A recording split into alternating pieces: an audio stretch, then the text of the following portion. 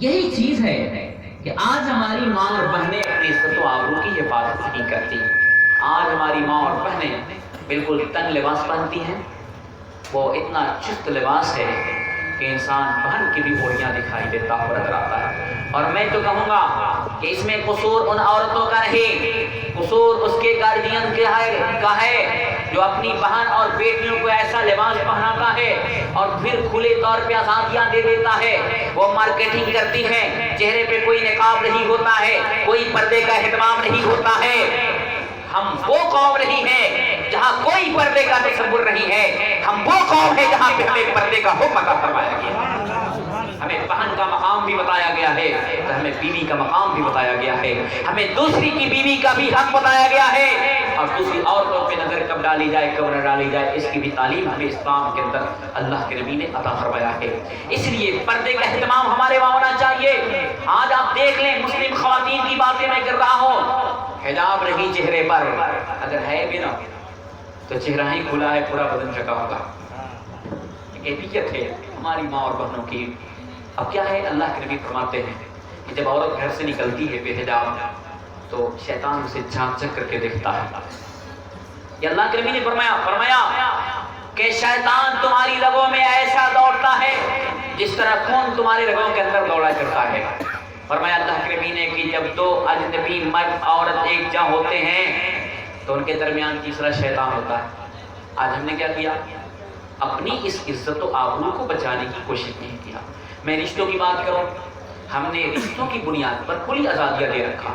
اسلامی نقطۂ نگاہ سے ہر اس شخص سے عورت کو پردہ لازم ہے جس سے اس کو نکاح کرنا جائز ہے، جس سے اس کو نکاح کرنا جائز ہے اس سے پردہ اس کو لازم ہے۔ عورت بالغ ہو گئی، بچی بالغہ ہو گئی، اب اس کو چچا زاد بھائی سے بھی پردہ کرنا ہوگا، خالہ زاد بھائی سے بھی پردہ کرنا ہوگا، پھوپھا زاد بھائی سے بھی پردہ کرنا ہوگا۔ یہ وہ رشتے ہیں جس رشتوں کی بنیاد پہ ان سب کا ہمارے گھروں میں آنا جانا ہوتا ہے، لیکن اسلام کہتا ہے کہ جب بالغ ہو گئی تو پھر ان سب سے بھی پردہ لازم۔ ہم نے کیا کیا؟ آج ان سب سے پردے کی کیا بات ہے؟ ہماری دوستی غیروں سے اتنی آگے بڑھ گئی کہ ہم اس کو گھر لے کر آتے ہیں، کچھ دن کے بعد وہ اسکارپیو لے کر آتا ہے ہمارے دروازے پر، ہم اپنی بہن بیٹیوں کو اس پہ بیٹھاتے ہیں، اس کے ساتھ چھوڑ دیتے ہیں یہ سوچ کر کے کہ ہمارا دوست ہے، اس سے ہمارا رشتہ بہت قریب کا ہے۔ پھر اس کے بعد کیا ہوتا ہے؟ وہ آپ بھی پڑھتے ہیں، جانتے ہیں اچھی طرح، دوستی ہم سے ہے، ہمارے گھر کے افراد سے رہی ہے۔ دوستی ہمارے دروازے کے باہر رہنی چاہیے۔ دوستی جب ہمارے گھر میں گھسے گی تو پھر ہماری بہن کی بھی عزت برباد ہوتی ہوئی نظر آئے گی، ہماری بیٹی کی بھی عزت برباد ہوتی ہوئی نظر آئے گی، ہماری بیوی کی بھی عزت برباد ہوتی نظر آئے گی۔ ہم اپنی بہن بیٹیوں کی عزت کے محافظ ہیں، ان کی عزت و آبرو کی حفاظت کرنا ہماری ذمہ داری ہے، کسی اور کی ذمہ داری نہیں ہے۔ اگر ہم نے پردہ اٹھا دیا اس سے تو پھر دوسرا کوئی ہماری بہن بیٹیوں کی ذمہ داری اور حفاظت کی کوشش نہیں کر سکتا ہے۔ اس لیے آپ اپنے بہن بیٹیوں کو مقید کیجیے اس بات پر کہ دوستی ہم سے ہے، تم سے نہیں ہے۔ ہم اگر کسی سے بات کرتے ہیں اس کا یہ مطلب نہیں کہ تم ہمارے سامنے آ کر بیٹھ جاؤ اور اس سے تم بھی بات کرنے کی کوشش کرتی بھی نظر آؤ، قطعی طور پر یہ چیز نہیں۔ اور اس سے پہلے ہمیں ایک چیز کو اور ختم کرنا ہوگا کہ ہم اپنی بیٹیوں کے ہاتھ سے اس موبائل کو چھین لیں کریں، ورنہ اس موبائل کی بنیاد پہ جو فساد سامنے آ رہا ہے آپ اچھی طرح واقف ہیں۔ اس موبائل نے تو کتنی بہن بیٹیوں کی عزت و آبرو کو تباہ و برباد کر دیا، اور ہم بڑے شوق سے دیتے ہیں، ہم بڑے شوق سے دیتے ہیں۔ اگر ضرورت ہماری صرف یہ ہے نا کہ ہماری بیٹی اسکول جائے، ہم اس کی خبر لے سکیں، ایک سادہ سا موبائل بھی کافی ہو سکتا ہے اس کے لیے، مگر یہ میموری والا موبائل، کیمرہ والا موبائل اور بڑا بڑا جو ہے اس کے اندر جو اس کا بڑی بڑی اسکرین ہو، اس طرح کا موبائل جس میں وہ سارے مناظر کو کیچ کر کے آئے، یہ کیا کتنا فساد کو خود دعوت نہیں دے رہے ہیں؟ ہم خود دعوت دے رہے ہیں، اور اس بنیاد پہ جب فساد ظاہر ہوتا ہے آپ کہتے ہیں کہ لوگ بگڑ گئے۔ میں کہتا ہوں لوگ بعد میں بگڑے، پہلے ہم بگڑے، پہلے ہم اپنی بہن بیٹیوں کو مقید کر کے نہیں رکھے۔ جب ہم نے اسے بگاڑ کر راہ پہ لے کر کے آیا، روڈ پہ لے کر کے آیا، بازاروں میں لے کر آیا، تو اس کے بعد دوسرا تو تک پہنچا، پھر برائیاں جنم لی، اور اس کے بعد کیا ہوگا کہ ہماری مسلم خواتین کتنی ایسی ہیں جو اپنے شکم سے کافر اولاد جنم دیتی ہیں۔ یہ بڑا افسوس کا مرحلہ ہے، اپنے شکم سے کافر اولاد جنم دیتی ہیں۔ آپ اشاروں میں سمجھ سکتے ہیں میری بات کو، قطعی طور پہ ہماری غلط تدبیری اور بے خوفی اور ہماری جو ہے ناقبت اندیشی نے اس موڑ پہ ہمیں لے کر کے آیا کہ آج ہماری بہن بیٹیوں کی عزت و آبرو تار تار ہوتی ہوئی نظر آ رہی ہے۔ لوگ ہنستے ہیں دوسرے کا واقعہ ہے، میں کہتا ہوں دوسرے کے کیا واقعہ، ہماری بھی بیٹی ہے، کل ہمارے ساتھ بھی واقعہ ہو سکتا ہے۔ اس لیے برائی کے پیدا ہونے سے پہلے اس برائی کی جڑ کو ختم کر دیا جائے۔ اسلام یہی علاج کرتا ہے، اسلام بیماری کا علاج نہیں کرتا ہے، بیماری کیوں پیدا ہوتی ہے اسی کو ختم کر دیتا ہے۔ فرمایا کہ بھائی اب جتنے سارے رشتہ دار ہیں نا، ان سارے رشتہ داروں سے پردہ کرنے کا حکم ہے۔ ہمارے سیمان چپرا گوپال گنج کا سسٹم کیا ہے، بہنوئی صاحب ہیں، باہر نہیں بیٹھیں گے، نظر لگ جائے گی کسی کی، کہاں بیٹھیں گے، گھر میں بیٹھیں گے۔ اب کیا ہوگا، مان لیول کی ساری ساڑیاں آئیں گی۔ اب کیا ہو رہا ہے، کیا ہو رہا ہے؟ کبھی آپ نے سوچا، اس پہ غور کیا؟ آپ سوچتے ہیں بہنوئی صاحب ہیں، مگر نہیں، وہ بہنوئی ہے ضرور، لیکن اس سے بھی پردہ لازم اور ضروری ہے، اس سے بھی پردہ لازم اور ضروری ہے۔ جب چچا ذات سے پردہ لازم ہو سکتا ہے تو کیا بہنوئی سے پردہ لازم نہیں ہوگا؟ مامو ذات سے پردہ لازم نہیں ہوگا؟ یہ سب سے پردہ لازم ہے۔ اللہ کے نبی سے صحابہ نے پوچھا اس طرح دیور کا کیا حکم ہے، دیور کا؟ تو فرمایا الحم الموت، دیور تو موت ہے۔ فرمایا دیور موت ہے، یعنی موت سے نفرت کرتے ہو، دیور سے بھی نفرت کرو، اس لیے کہ خاندانی رشتوں کی بنیاد پر دیور ایک ایسا فرد ہوتا ہے جو ہمیشہ گھر میں آتا جاتا ہے، اس سے بے خوفی زیادہ ہو سکتی ہے، دوسرا آئے آتے آتے بے خوفی پیدا ہوگی، مگر یہ اس سے بے تکلفی پیدا ہو چکی ہے، تو برائی کا امکان اس سے زیادہ ہے۔ اس لیے آبادیوں کو حکم ہوا کہ تم اپنے دیور سے بھی پردہ کرنا شروع کر دو۔ مگر ہم کیا کریں گے، چند پیسوں کی لالچ میں اپنی بیٹیوں کو، بہنوں کو اسکول میں بحالی کرنا شروع کیا، پھر نتیجہ کیا ہوا، محبت ختم۔ 100 میں 10% عورتیں ہیں جو اسکول میں پڑھاتی ہیں یا سرکاری آفسوں میں کام کرتی ہیں، وہ اپنے شوہر سے محبت کرتی ہیں، ورنہ 90% ایسی عورتیں ہیں جن کے دل میں اپنے شوہر کی محبت نہیں ہوتی نہیں ہوتی ہے۔ اور پھر اس کے بعد ایک اپنے مزاج کی بات سنیں، ہمارے گھر میں ایک بھائی ہمارا ہوتا ہے، چھوٹا ہے، رشتے کے اعتبار سے دیور ہے، تو اب ہمارے وہاں تو ہوتا ہے یہ دیور بھابھی میں مذاق ہوتا ہی ہے، مگر وہ مذاق نہیں کرتا۔ کبھی اس کی نظر پڑی بھابھی پر، بھابھی نے مسکرا دیا، بھائی نے دیکھ لیا، وہ کیا بولتا ہے، آنکھ پھوڑ دیں گے، دیکھ کر ہنستے ہو، نظر ملا کر ہنستے ہو، یہ مذاق سمجھیں۔ ایک بھائی اپنے بھائی کی آنکھ پھوڑنے کے لیے تیار ہے، جرم کیا ہے، بھابھی کی طرف دیکھا تھا، بھابھی نے مسکرا دیا تھا، وہ شک کے دائرے میں لے کر کے آ گیا، مگر وہی شوہر ہے، وہی اس کی بیوی ہے، جب اسکول جاتی ہے چہرے سے نقاب کو ہٹا دیتی ہے، 10 12 15 مردوں کے سامنے بیٹھ جاتی ہے، کوئی کفار ہوتا ہے، کوئی بدنگاہ ہوتا ہے، اس کے سامنے بے پردہ ہو کر بیٹھا کرتی ہے، گپیں ہانک رہی ہوتی ہے، پاس مذاق کر رہی ہوتی ہے، غیرت مر چکی ہے اس کے، بھائی کی آنکھ پھوڑنے کے لیے تیار تھا، بہانہ زارہ کرنے کے لیے جوڑ رکھتی ہوتی ہے۔ کیا یہ برائی کا خاتمہ ہوگا؟ ہم خود برائی کرنے کے لیے اپنی بہن اور بیٹیوں کی راہ پہ لے کر کے آیا کرتے ہیں، چند سکوں کی لالچ میں ہم نے اپنی بہن اور بیٹیوں کی اس منزل پہ لے کر کے آیا، اور یہ ساری برائیاں جنم لیتی ہوئی نظر آتی ہیں۔ وہاں بیٹھ کر آپس میں بات کریں تو کوئی بات نہیں، یہاں بھائی سے اگر نظر مل جائے تو ہم اس کی آنکھ کھولنے کے لیے تیار ہوتے ہیں، کتنی شرم و حیا کی بات ہے۔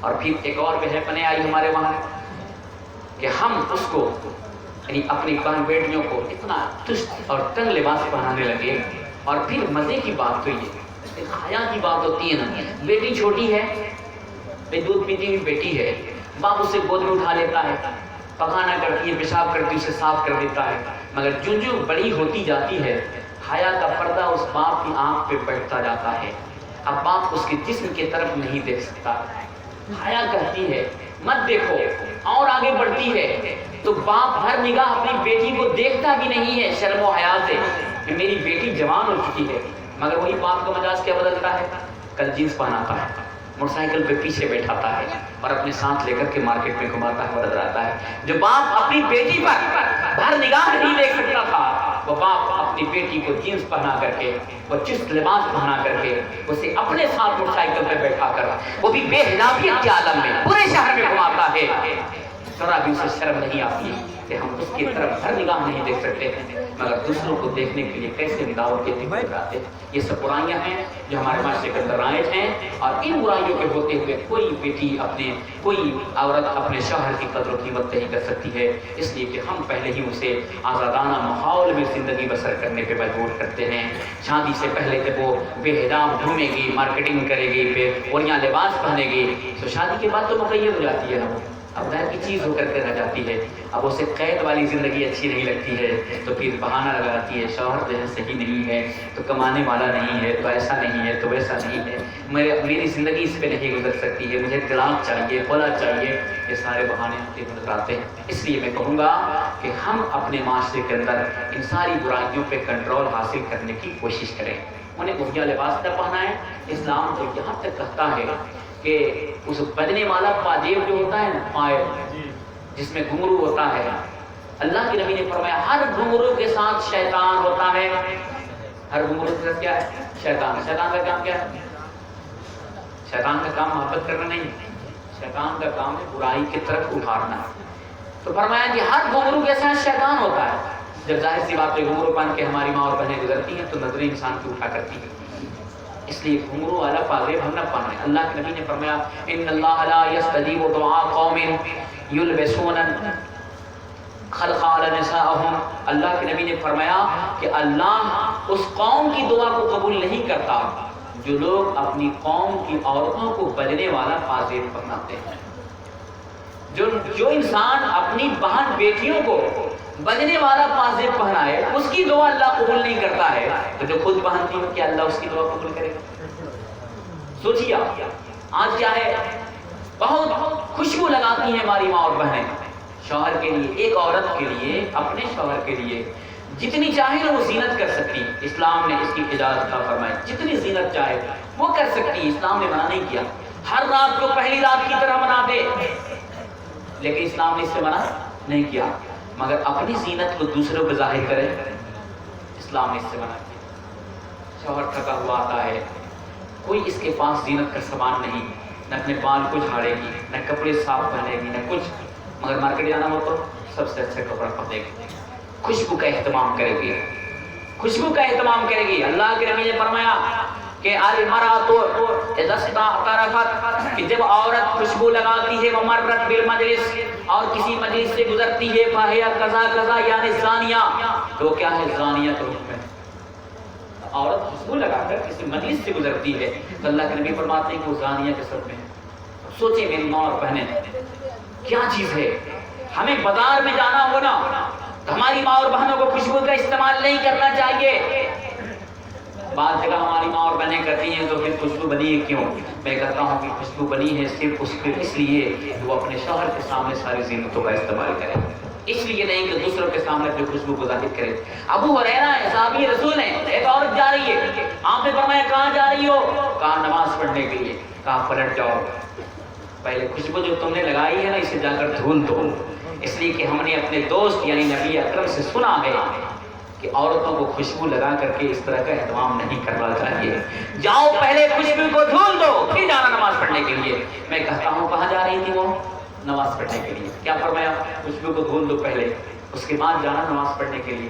اور ہماری ماں اور بہنیں نماز کے لیے تھوڑی جاتی ہیں، مارکیٹنگ میں جاتی ہیں، اس لیے یہ وہ ساری چیزیں ہیں جس سے برائی کی راہ کھلتی ہے، اور ان تعلیمات کے ہوتے ہوئے ایک ہماری کوئی بھی بہن اور بیٹی اپنے شوہر کے ساتھ بہتر سلوک کا وہ برتاؤ نہیں کر سکتی ہے۔ اس لیے ضرورت ہے کہ ہم انہیں اس حد تک کی تعلیم دے، پڑھائیں لکھائیں، اور اس طرح کی تعلیمات کم سے کم انہیں عورتوں کو جنتی زیور اور بہشتی زیور، یہ دو کتابیں ضرور پڑھا دیں۔ یہ دو کتابیں اپنے امام صاحب سے رابطہ کر لیں آپ، یہ دو کتابیں کوئی زیادہ قیمتی نہیں، جہاں پہ ہم انگلش پڑھانے کے لیے دوسری تعلیمات کے لیے 1-1.5 لاکھ روپے خرچ کر دیتے ہیں، وہاں 100-200 روپے کی کتاب لا کر کے اسے پڑھانا یہ کوئی مشکل کام نہیں ہے۔ یہ کتابیں پڑھیں گے اسے سمجھ میں آئے گا کہ آج میں بیٹی ہوں، کل بیوی ہوں، پرسوں ماں بن جاؤں گی، ترسوں جو ہے پھر میں ساس بن جاؤں گی، ہر ایک کے درجات الگ الگ ہوں گے۔ یہ ساری چیزوں کا بیان اس کتاب کے اندر موجود ہے۔ یہ تعلیمات ہوں گی، انشاءاللہ ہماری ماں اور بہنوں کی زندگی شوہر کے ساتھ بہتر گزر جائے گی۔ آخری بات میں یہ کہوں گا کہ رشتہ ہوتا ہے یہ پیار محبت کا رشتہ ہونا چاہیے جب دونوں ایک دوسرے کے حقوق کی ادائیگی کرتے ہیں، کبھی اختلاف نہیں ہوتا ہے، مگر میاں بیوی میں کبھی جھگڑا ہوگا تو کیا کرنا چاہیے؟ اب حالات بدل چکے ہیں۔ سب سے پہلی بات تو یہ کہ ہمیں یہ مجاز نہیں بنانا چاہیے کہ اپنے جھگڑے کے فیصلے میں ہم کسی مکھیا کو لے کر آئیں گے، کسی تھانہ کے دلال کو لے کر آئیں گے، کسی کورٹ کے دلال کو لے کر آئیں گے، کسی وکیل کو لے کر آئیں گے۔ یہ ہمارا خالص دین کا مسئلہ ہے۔ میاں بیوی کا جھگڑا یہ خالص دین کا مسئلہ ہے۔ ہم کو اس کا فیصلہ کرنے کے لیے جو ذی شعور لوگ ہیں ان کو بیٹھانا چاہیے، اس کو نہیں جو اول وقت میں کہے کہ کیس کر دو، اس کو نہیں۔ کبھی مت لائیے ایسے شخص کو، چاہے ہمارے طبقہ سے تعلق رکھتا ہو یا آپ کے طبقہ سے تعلق رکھتا ہو، ایسا شخص امت کے لیے کبھی نفع بخش ثابت نہیں ہوتا ہے۔ کیا حکم ہے؟ قرآن کہتا ہے کہ جب میاں بیوی کے درمیان جھگڑا ہونا تو دونوں طرف سے جو ہے پنچ لوگ بیٹھ جائیں، پنچ لوگ بیٹھے اور دونوں کی بات کو سنیں، سننے کے بعد بیچ کی راہ نکالیں۔ رشتہ نبھا گیا تو اچھی بات ہے، اور نہیں نبھا پایا رشتہ تو لڑکا اچھائی کے ساتھ لڑکی کو طلاق دے دے تاکہ کسی اور کے ساتھ وہ اپنی زندگی گزار لے، یہ کسی اور کے ساتھ اپنی زندگی گزار لے۔ یہ صحیح راستہ ہے۔ جو لین دین آپ کیے تھے نا، تھوڑا کچھ نہیں جو بھی ہو آپ کر لیجیے۔ اب موچ پہ تاؤ پھریں کہ 60,000 روپیہ دیے 60,000 بھی لیں گے تو 60,000 وصول کرنے کے لیے آپ کو کم سے کم 5-6 سال تو لگ ہی جائے گا، اور اس کا کتنا اور 60 آپ کا جائے گا، پھر اس کا فساد کتنا ہوگا۔ ہر تاریخ پہ بیٹی کو لے کر جائے گی، جج کے سامنے کھڑا کرائے گی، وکیل کہے گا پرائیویٹ ڈیرا پہ آنا، میں وہاں تم سے کچھ پوچھوں گا، یہ وہ کہتا ہے۔ اب آپ سوچیے کتنی برائیاں آ رہی ہیں نا۔ ہم اپنی بیٹی کو جج کے سامنے کھڑا کر رہے ہیں، ہم اپنی بیٹی کو وکیل کے پرائیویٹ ڈیرے میں لے کر کے جاتے ہیں، ہر ہفتہ جو ہے لے کر آ رہے ہیں جا رہے ہیں۔ کیا یہ اچھی بات ہے؟ اچھی بات ہے۔ دوسری بات سب سے بڑا نقصان یہ ہے کہ وہ باپ کیسے گوارا کرتا ہے اپنی بیٹی کے جذبات کے ساتھ کھیلنا۔ کیا وہ شادی کی راہ سے نہیں گزرا ہے؟ 10 سال تک کیس لڑائے گا اس لیے کہ بیٹا داماد کو جو ہے جیل کی سلاخوں میں سلا دیں۔ یہ ہندوستان کی عدالت ہے، یہاں پیسوں کی بنیاد پہ سارا کچھ ہوتا ہے، یہاں انصاف کا کوئی ماحول نہیں قائم ہوا کرتا ہے۔ ایسے عالم میں آپ ایک موچ کی لڑائی کہ اسے 10 سال ہم جیل میں چڑھائیں گے، 10 سال تک آپ کیس لڑتے ہیں، 10 سال اپنی بیٹی کی جذبات سے کھلواڑ کرتے ہیں، 10 سال تک آپ کی بیٹی کے جذبات مر رہے ہوتے ہیں۔ کتنا احساس اس کے سینے کے اندر آتا ہے جب بھی کسی کی ڈولی اٹھتی ہوئی دیکھتی ہے، اس کے دل پہ چوٹ پہنچتی ہے، کاش میری بھی ڈولی اٹھی تھی، میرے باپ نے اگر یہ حرکت نہیں کی ہوتی، وہاں سے طلاق لیا ہوتا، دوسری میری شادی کر دیا ہوتا، آج میں کسی اور کے ساتھ دلہر بن کے زندگی گزارتی ہوں۔ یہ اس کے جذبات ہوتے ہیں، مگر باپ سمجھتا نہیں ہے۔ کیس لڑیں گے، اسے سڑائیں گے، اسے یہ کریں گے، اسے یہ کریں گے۔ میں نے 13 سال سے زندگی گزارا ہے نگرہ کے اندر، 13 سال میں کتنے کیس میں نے دیکھا، آج تک کسی کیس کا فیصلہ کورٹ سے نہیں آیا، نہیں آیا۔ آپ کو اگر علم ہو کسی کا فیصلہ آیا ہے کورٹ سے تو ہم کو بتائیے کہاں تک صحیح فیصلہ آیا ہے، کہاں تک غلط آیا۔ 13 سال میں میں نے ایک بھی فیصلہ نہیں دیکھا۔ کتنے کیس ہوئے اور جو میرے پاس آ گئے جس کا فیصلہ ہو گیا، مان لیے اچھائی سے، الحمدللہ آج وہ دوسری شادی کر لی ہے، وہ بھی دوسری شادی کر لی، دونوں کتنے اولاد والے ہو گئے، کبھی ان کے درمیان کوئی نا اتفاقی نہیں ہوئی، لیکن شریعت پہ عمل کر لیے تو یہ نجات مل گئی، اور شریعت پہ عمل نہیں کیے تو موج کی لڑائی پر ایک سے جھگڑا ہوا، 3 سال تک کیس چلا۔ مجھ سے میں نے کہا اس کے لڑکا والے سے کہ میں جاتا ہوں، ایک کوشش کرتا ہوں، دیکھو شاید اللہ تعالیٰ اس میں برکت عطا فرما دے۔ جب ہم لوگ پہنچے وہاں تو عالم تھے، میں تھا ایک عالم صاحب تھے، ایک تیسرا آدمی کو ہم لوگ لے کر وہاں پہنچے۔ ادھر سے ایک دلال آ گیا، ہم لوگ سمجھ نہیں پائے کہ یہ دلال ہے۔ بات جب اس سے ہونے لگی تو وہ کیا بولا، میں نے کہا کہ دیکھو بھائی تم نے دیا ہے 20,000، 10,000 دیر مہر ہے، 30,000 ہو گئے، اور 3 مہینہ کی کورس یا 4 مہینے کی کورس، 6 مہینے کی کورس باندھ لو، ہم 6,000 روپے نہیں 10,000 روپے تمہیں اور دلوا دیں گے۔ کل ملا جلا کر کتنے ہو گئے بھائی؟ 40,000 روپے بن رہے ہیں، 10,000 اور تمہیں دلائیں گے، اپنی بیٹی کی شادی کہیں اور کر دینا، یہی سب سے بہتر ہے۔ کیوں 3 سال سے لڑ رہے ہو، کتنے پیسے تمہارے خرچ ہوئے ہوں گے؟ تو دلال کیا بولا جانتے ہیں؟ وہ کیا بولا، ماں صاحب سب فیصلہ شریعت کے اعتبار سے ہی نہیں ہوتا ہے۔ میں نے کہا کہ تو پھر کتنا چاہیے تم کو؟ کہا 2 لاکھ روپے چاہیے۔ میں نے کہا کہ تمہاری تھی تو 2 لاکھ روپے نہیں لگتا اس کی شادی کرنے میں، چلے ہو تم اس طرح کی تماشا کی بات کرنے کے لیے، اور تم کہتے ہو کہ شریعت کے اعتبار سے ہر بات نہیں ہوتی ہے۔ میں کہتا ہوں شریعت کے دامن سے ہٹ کر جاؤ گے کہیں تمہیں پناہ نہیں ملے گی. اور آج ہم لوگ جاتے ہیں, اب تمہارا فیصلہ کوئی داڑھی ٹوپی والا نہیں کرے گا, تمہارا فیصلہ وہ کرے گا جو تہاں ادھر سے ادھر بولے گے تو 2-4 لاکھ جدا تمہیں گرانے کی بھی صلاحیت ہوتا. وہی ہوا, کوئی نہیں گیا اس کے بعد. پھر وہی بیٹھا جو کبھی استنجا نہیں کرتا ہے. آپ سمجھ رہے ہیں میری بات کو؟ وہ لوگ بیٹھے. فیصلہ کتنے پہ ہوا؟ 50,000 پر. 3 کیس تھا, 2 الگ الگ ایک اٹھا لیں اور ایک پہ دونوں آدمی مل کر کے اٹھا لیں. لڑکا کی شادی تو 2 مہینے کے اندر ہو گئی اور لڑکی جو ہے 4 سال تک پھر اور جلتی رہی. یہ کیا ہے؟